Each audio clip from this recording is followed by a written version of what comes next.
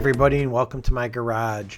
Unfortunately, this video will just be me talking and some photos to go along with it, because once again, this is where we lost some of our original footage that we took for this project.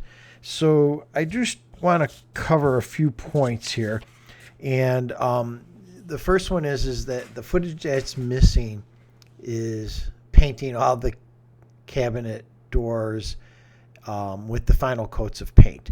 And unfortunately, it was really cool because I used a power sprayer to do it. And I'll share the brand of the power sprayer here. You can see it's a Graco sprayer. I decided to pick this one just by looking at some reviews online and kind of looking at the costs of the different options that were out there, and decided to go with this one for the project that I was working on.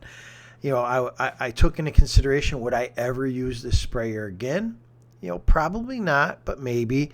So really, this was kind of just a cost of doing the project cost. And take that into consideration when you are doing a big remodel job like this. Sometimes you may have to buy a tool or buy some material that are for one-time use only. In the long run, it's still a better value if you're doing it as a DIY versus hiring out someone to do this work for you. So even though a sprayer may cost a couple $100s, it's still less expensive in the long run.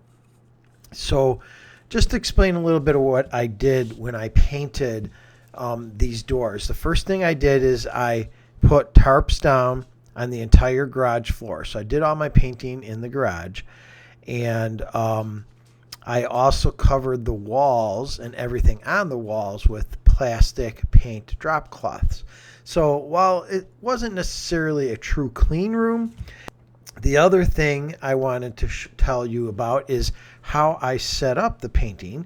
So what I did originally is I looked online and I got some ideas, and it said to buy these small Dixie cups. So what you do is you place 4 of these 4 little paper Dixie cups on the floor, and then you put the door on top of it, and that holds the door up off of the ground so that you could more easily spray the sides, and any wet paint won't make the doors stick to the tarp.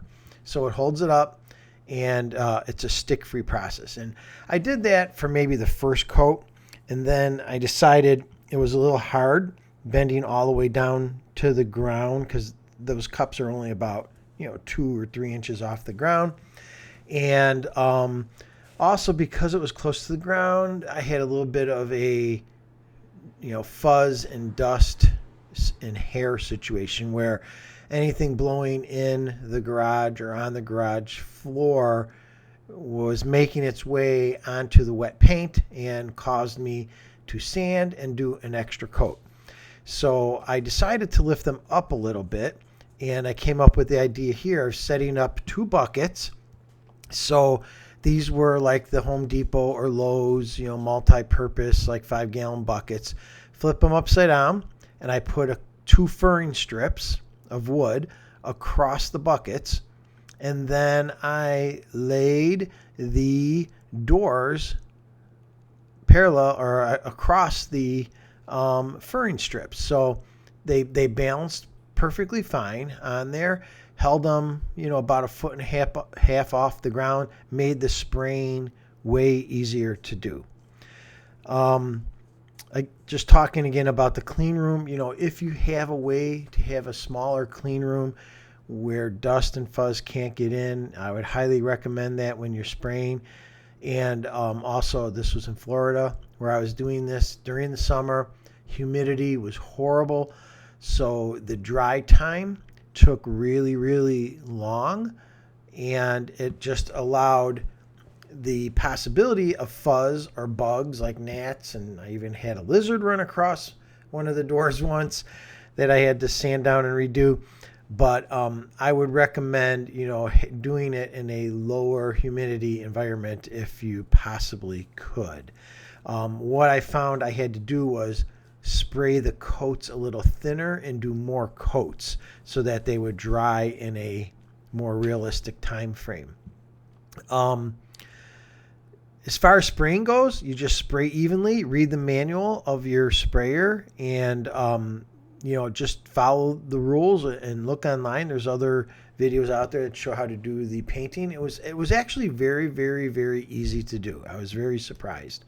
And another recommendation I would do is, test on a scrap piece of wood first. So I had some old pieces of plywood, I put them down and I tested my spraying just to kind of get a feel of how close I had to be, how far I had to be, practice keeping my hand level as I passed left and right, back and forth across the cabinet doors.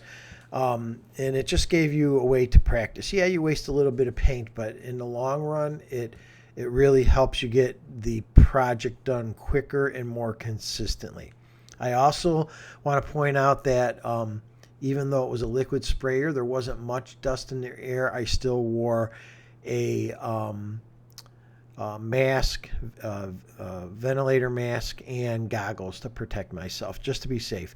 And just another tip, don't let a dirty sprayer sit around. As soon as you're done spraying, or even if you're going to take a break for a short period of time, empty the sprayer out, clean it, flush it out, make sure you get all the paint out of the tubes and the nozzles so that it doesn't dry up on you and cause problems with your sprayer.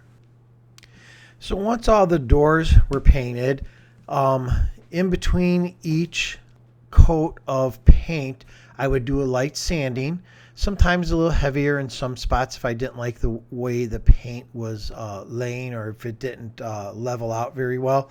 I sanded it a little harder, and of course where there was fuzz and hair that might have got stuck to the wet paint, I had to sand that down a little harder to smooth it out and do another coat. I would say most of the doors were completed after 3 coats, and a few of the doors had 4 coats and or maybe 5 coats, and those are the ones where I just had problems where there was a drip and I had to sand it down almost all the way to the wood, or where I had some damage to the finished paint. But all in all, the paint we used hardened up really nice. It was very smooth. The cabinets really turned out nice, and in my opinion, I was actually surprised. They were better than I was expecting it to be with me doing this for the first time.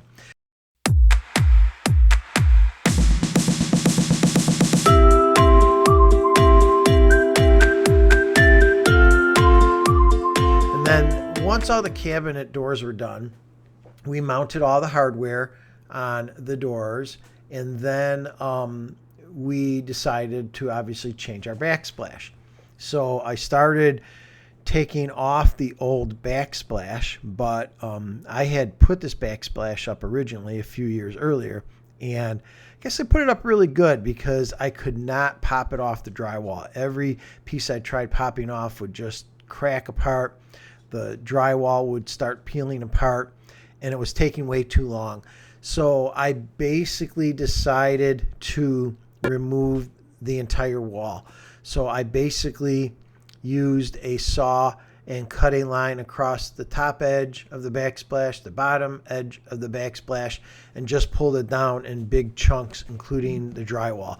So you could see I exposed all the framing and then had to re-drywall to have a good solid backing. So I re-drywalled, I taped and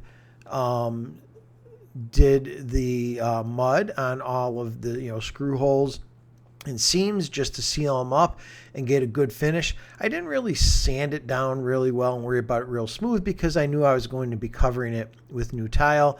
But after I sanded everything, I did 2 coats of drywall primer just to get a good seal on that wall before the tile went up.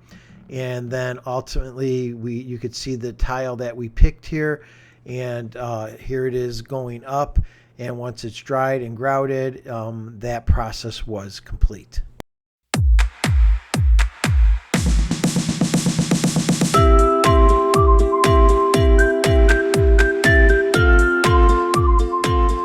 also decided to replace the countertops, so we got rid of the brown granite tops that were installed by the builder, and we put quartz on the outer cabinets. We put a light gray quartz, and on the island we did a white quartz with some veining. And just to kind of throw a plug out there, we did this through Cornerstone Builders, which is a company that Janet worked for at the time. And we let them do the installation of the actual countertops.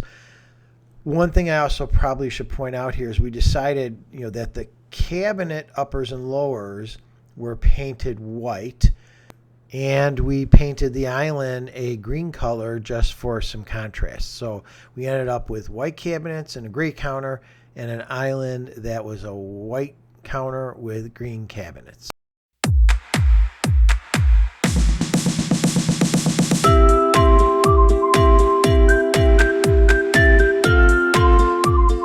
Another key part of this remodel project was the island.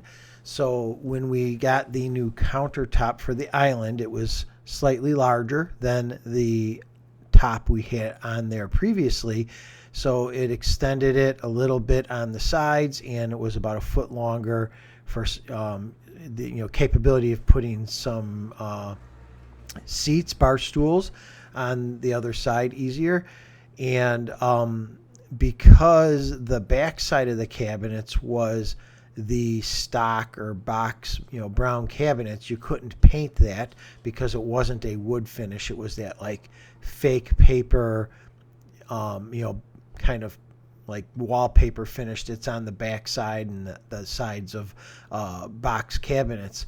But what I did is I sheathed the entire island in wood and then trimmed it out so that it looked like it was made more of wood and not of that cheap paper. And that also allowed me to paint it so that it matched the front cabinet doors as well.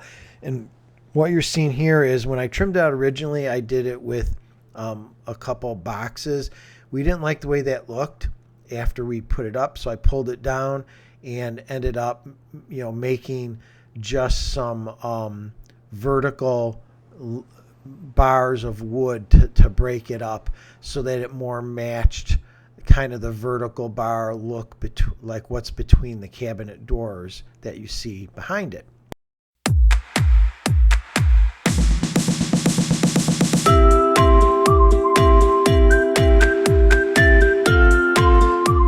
Once all the kitchen cabinets and the main kitchen was done, we wanted to get a fresh coat of paint on the rest of the room. So you could see here I covered up the walls with, I repainted all the walls actually a lighter color, and then I covered up the walls and the cabinets and everything, and then I painted the ceiling a more white color. It had this yellow color that was originally put in by the builder, so we painted the ceiling all white as well, and that's what you see going on here.